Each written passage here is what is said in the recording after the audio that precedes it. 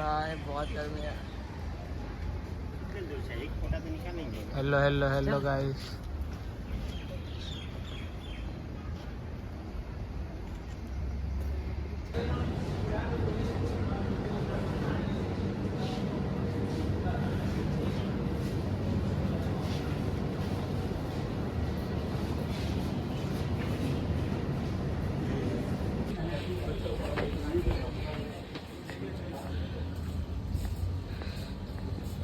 Hello hello hi hello बोल लो। हाय हाय कर दो।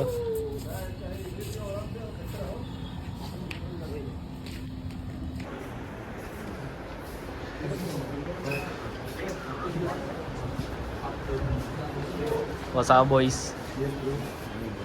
Let's rock.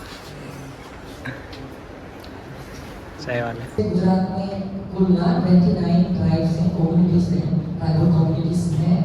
और फिलहाल मेरा नाम प्रकाश चौधरी है, तो मैं चौधरी कम्युनिटी से। और हर एक कम्युनिटी की तरह मेरी कम्युनिटी का खुद का लैंग्वेज है, खुद के गाने, खुद का पहनावा है, खुद के नियम है। तो ऐसे गुजरात में कुल जो 29 कम्युनिटीज हैं, हर एक कम्युनिटी की अपनी अपनी पहचान है, हर एक कम्युनिटी का अपना गाना है, हर एक कम्युनिटी का अपना लैंग्वेज है, जैसे कि हर एक स्टेट का होता है। और जैसे कि हम लोग सुबह के सेशन में देख चुके हैं कि 1 करोड़ से ज्यादा आदिवासी गुजरात में है और ये बड़ी तादाद है। और जो पूर्व पट्टी कहलाई जाती है, जो कि पंचमहाल से नाम की हो, तो वो इसी एरिया में ज्यादातर आदिवासी रहते हैं। और जैसा कि आप सभी जानते हैं, तो हम इस तरह नहीं चाहते हैं कि हर एक स्टेट में हम लोग जानते हैं कि हम हमारी खुद की पहचान है, हमारा खुद का कल्चर है। और किस किस चीज को लेकर या फिर हम लोग कैसे प्रकृति के साथ जुड़े हैं, और ना इस या अपनी पहचान को लेकर या कल्चर को लेकर किस तरह से हम लोग फेस कर रहे हैं। लेकिन मैं सीधे ये कहना चाहूँगा कि क्या क्या चेंजेस हुए हैं। जैसे कि मैं बोल रहा हूँ कि साउथ जो गुजरात है, जहाँ से मैं बिलोंग करता हूँ, वो पूरा इलाका आदिवासियों का है।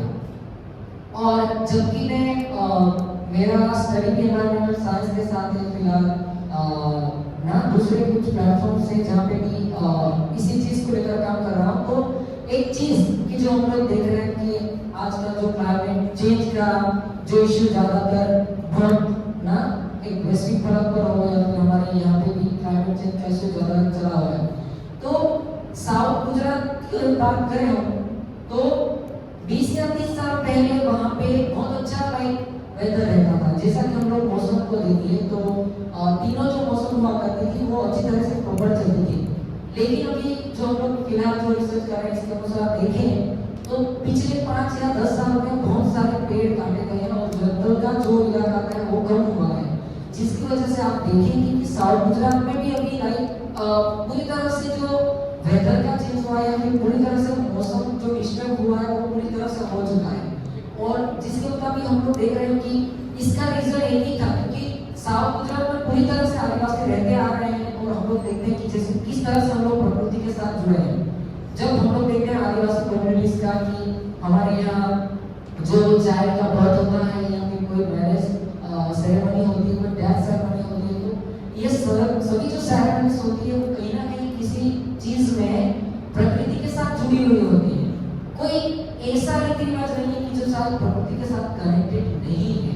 और ये जो पिछले 20 या 30 साल है, इसमें काफी सारा ऐसे चेंजेस हुआ है जो अदर कम्युनिटीज में या फिर कुछ जैसे कि हम लोगों का जो ट्रेडिशनल वे ऑफ लिविंग है या फिर कुछ चीजें हैं, तो इसमें काफी सारा चेंजेस हुआ है। तो काफी सारी ऐसी चीजें हैं जिसमें चेंजेस आए हैं, हम लोग फेस कर रहे हैं। तो ये एक बड़ा मुद्दा हम लोग अभी इस पे रिसर्च कर रहे हैं कि क्लाइमेट चेंज को लेकर साउथ गुजरात में क्या वास्तविक सिचुएशन है। इसके साथ ही हम लोग देखें कि मैंने जैसे पहले बताया कि गुजरात के आदिवासी जो लोग हैं वो पूरी तरह से मॉडल सब पे हम लोग जानते हैं। लेकिन हम लोग देखें कि साउथ गुजरात में बहुत बड़े प्रोजेक्ट पिछले कुछ सालों में भी आए, जैसे कि देखिए उकाई का प्रोजेक्ट हो गया, काकरापार जो पावर प्रोजेक्ट का डैम हो गया, या फिर हम लोग देखिए 2018 में स्टैच्यू ऑफ यूनिटी ना, हम लोग इसको बहुत अच्छी तरह से दूसरे लोग कहते हैं कि आपके यहाँ बहुत बड़ा एक स्टैच्यू बन गया सरदार जी का, लेकिन वो स्टेचू के पीछे कितने सारे आदिवासियों की जमीन छीन ली गई। वो अभी फिलहाल ही हुआ कि जो आदिवासी हमारी बहनें थी उनको वहाँ पे कुछ सफाई करने में उनको रखा गया था। तो वो बहनों का भी वीडियो एक रिलीज हुआ था और वो रो के बोल रही थी कि पहले तो हमारी जमीनें छीन लेंगे। ओके, इसके बाद क्या हुआ कि छोटे छोटे जो उद्योग थे, लाइक ना हम लोग जैसे रोड पे जाते हैं तो कहीं कहीं कुछ कुछ बेचा करती है, तो ऐसे वहाँ पे अच्छा नहीं लगता गवर्नमेंट को, इसीलिए वो सारे जो छोटे छोटे उद्योग थे, लोग काम कर रहे थे, वो भी बंद करवा दिया गया। फिर हमारे लोग जो वहाँ पे प्राइवेट जो व्हीकल्स होते हैं ना, जो लोगों को एक जगह से दूसरी जगह ले जाते हैं, तो ऑब्वियसली स्टैच्यू ऑफ यूनिटी बना है तो लोग आएंगे देखने के लिए, इसके लिए आपको वो प्राइवेट व्हीकल की जरूरत पड़ेगी। लेकिन गवर्नमेंट ने क्या किया कि गवर्नमेंट ने ये किया कि वहाँ पे बसेस लगा दी गई और उसका जो टेंडर है किसी और को दे दिया गया। तो सारे जो आदिवासियों की जो व्हीकल्स वहाँ पे चलते थे वो बंद कर दिए गए थे। फिर इन्होंने बहुत जोर जोर से बोला था कि हम आदिवासियों को जॉब दे देंगे, लेकिन वो जॉब दिया के साथ कि लाइक सफाई करनी हो गया, कुछ रोजगार हो गया, जो कि हम लोग ऐसा नहीं लाइक इसको ऐसे नहीं देखते कि वो छोटा जॉब है या छोटी पोस्ट है, लेकिन ऐसी जो वहाँ पे दी गई। और अभी फिलहाल सारी बहनों को वहाँ से निकाल दिया गया और अभी सफाई का जो पूरा इनका मामला है वो किसी बड़ी कंपनी को दे दिया गया।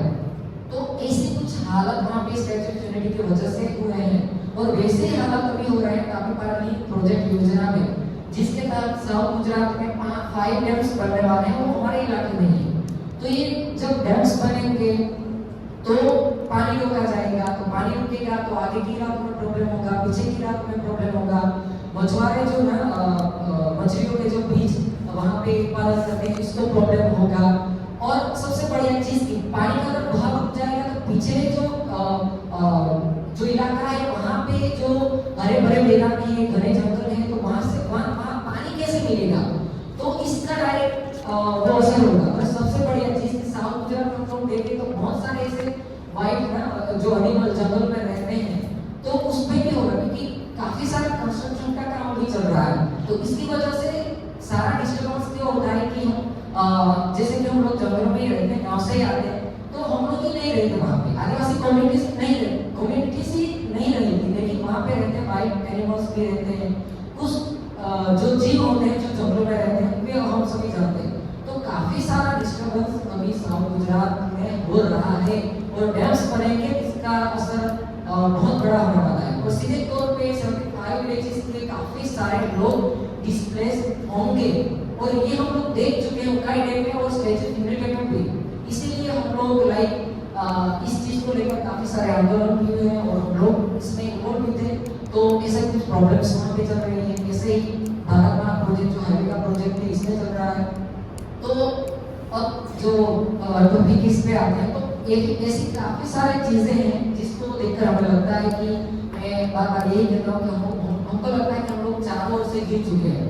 एक ऐसा होता है नहीं कि हम लोग लाइक डिफेंड कर सकते हैं, हम चारों तरफ से घिर चुके हैं। तो हम लोगों को काफी सारी प्रॉब्लम्स सोल्व करनी है। अब पढ़ाई कर रहे हैं तो अपना भी फ्यूचर बनाना है, आगे बढ़ना है, ओके। लेकिन जब ये रियलाइज होता है कि ना कि मैं जागरूक हो चुका हूँ, मैं ये देख रहा हूँ कि मेरी कम्युनिटी क्या फेस कर रही है और ये सीधे तौर पर हम लोग ये सभी चीजें देखते हैं तो कहीं ना कहीं आइडेंटिटी पे आ जाता है कि आदिवासी पहचान को लेकर। अगर ये पहचान नहीं है तो हम लोग आदिवासी नहीं रहेंगे और आदिवासी नहीं रहेंगे तो सारे हम चले जाएंगे। और जब ये रियलाइज होता है तो ये चीजें मन में आती है कि आदिवासी का लीडर होने के नाते अब मुझे आगे आना होगा, भले कोई आएगा है मुझे आगे आना होगा, क्या करना है वही चीजें मन में घूमती रहती है। तो हम लोग जैसे कि स्टैप ऑफ इंस्पिरेशन हो गया, हम लोगों ने खुद ही एक प्लेटफॉर्म बनाया आदिवासी युवाओं का और सारी कम्युनिटीज के आदिवासी कम्युनिटीज के युवाओं को इस मंच पर लाने का हम लोग प्रयास कर रहे हैं ताकि आदिवासी युवाओं को इस मंच पर लाए और हम लोग किसी पे निर्भर नहीं रहते।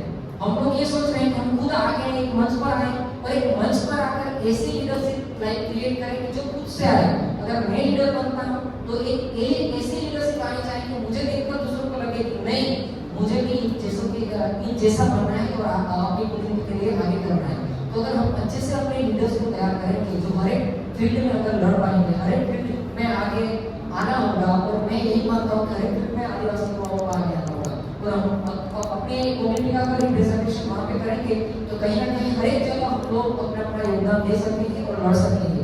और यही एक चीज़ है कि हम लोग को लगता है कि गुजरात के आदिवासियों को भी, आदिवासी युवाओं को भी आने वाले कल के लिए तैयार होना होगा।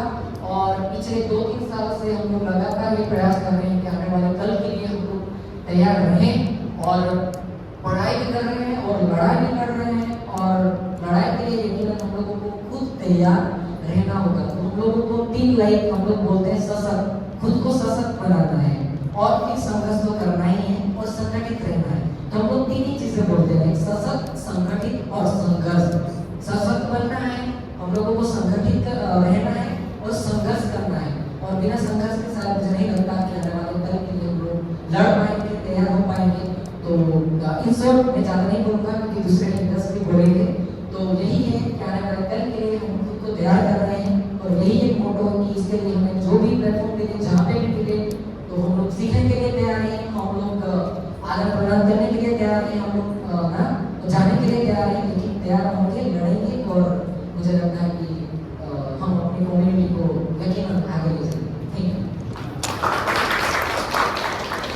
मेरे पापा को पूछा कि आपका पापा का नाम क्या था, तो रोटी क्या बोला। तीसरे को पूछा कि और है वो, मतलब दूसरी जगह गए तो वो लोग बोलते कि वो मर भी गया, उसका डॉक्यूमेंट हमारे पास नहीं है।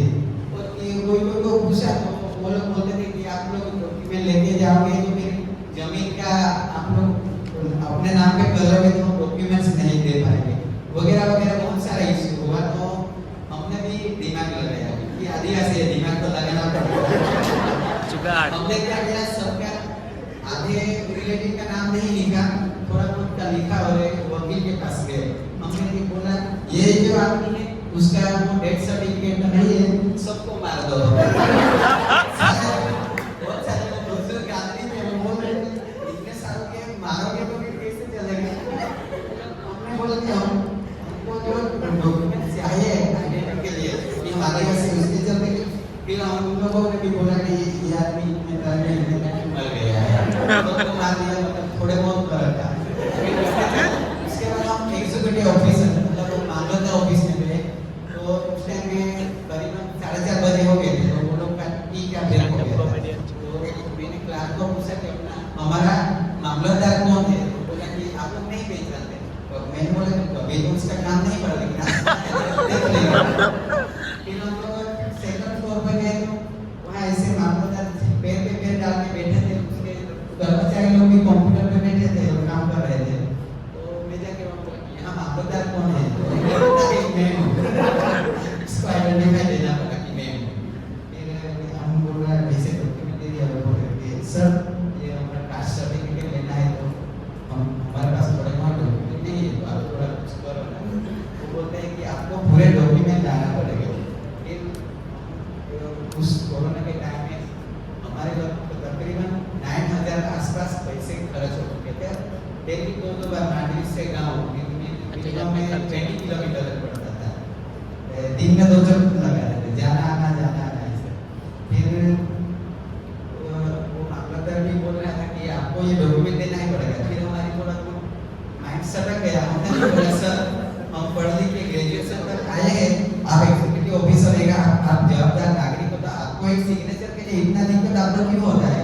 ऐसा लगता है कि आप रिजाइन दे दो, हम बैठे हैं, हम भी आपको एग्जीक्यूटिव कर लेंगे। उसके स्टाफ के सामने उसको थोड़ा गिल्टी फील हुआ, वो कुछ नहीं बोला, लेकिन वो मेरे सामने इसे देख रहा था। बात सही है ना सर, हम 9,000 आसपास हम खर्च कर चुके हैं, हम आदिवासी है, उसको प्रूफ करने के लिए आप लोग इतने सारे डॉक्यूमेंट दे रहे हैं, मांग रहे हैं, तो हम कैसे हम प्रूफ करेंगे। आपको एक सिग्नेचर नहीं आता तो आप रिजाइन दे सकते हो, हम पढ़े लिखे हैं, हम वो संभालेंगे, इसे बोल के फिर चले आते हैं। उसके बाद हमने वो अभी हमारा वो एमएलए नवसारी का शायद वो आनंद पटेल, वो एमएलए आनंद चौधरी, बस उसको फिर गूगल से हमने नंबर निकाला, उसको भी फोन किया था कि सर आपकी सरकार बीजेपी की बैठी हुई, तो आप लोगों ने ऐसा कास्ट सर्टिफिकेट का वो जो डॉक्यूमेंट्स का बोला है, तो उसके लिए हमको क्या करना पड़ेगा। तो वो बोला कि मेरे को भी आइडिया नहीं है। तो मैं बोला कि आप लोगों को ही आइडिया नहीं, तो आप लोग रूल क्यों निकाल रहे हो, ऐसा बोला था। बाद में हमारा सांसद प्रभु वसावा करके उन लोगों को तो हम तीनों ने फोन किया था कि सर हमको डॉक्यूमेंट के लिए जो चाहिए तो कहाँ से लाए। तो वो क्या बोल रहा था कि मेरे ऑफिस में जाओ, मेरा साहब बैठे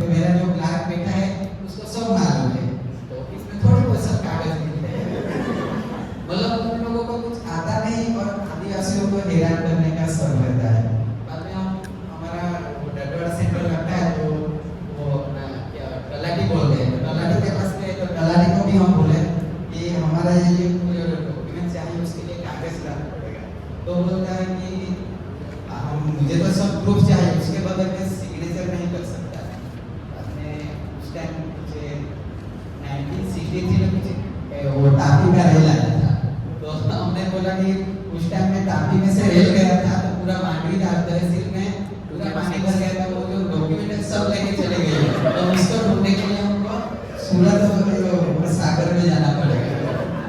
ऐसे करके भी उन लोगों के साथ थोड़ा बहुत बहस करके फाइनली हमने वो डॉक्यूमेंट्स तो ले लिया। लेकिन अगर आपसे रिक्वेस्ट है दिल्ली तक आ ही गए तो आपका कोई फ्रेंड हो गया तो उसको बोल देता हूँ इसमें थोड़ा चेंजिंग होना चाहिए।